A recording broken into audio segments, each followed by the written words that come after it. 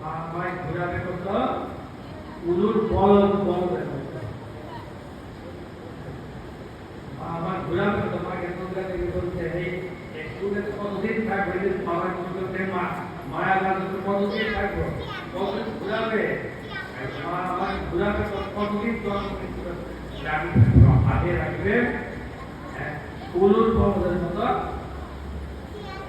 সংসারটা চিন্তা করে উলুর বলদ এখন যেটা বলবেন না যারা ওই আগের দিনে সরিষার তেল এগুলো তো মেশিন ছিল না বড় বড় পোকা চালু কোনো কাজ ছিল এত পোকা কাটা থেকে আপনার গর্ত করে সরিষা তেল আলু ছিল বড় ছিল বলিষ্ঠ সার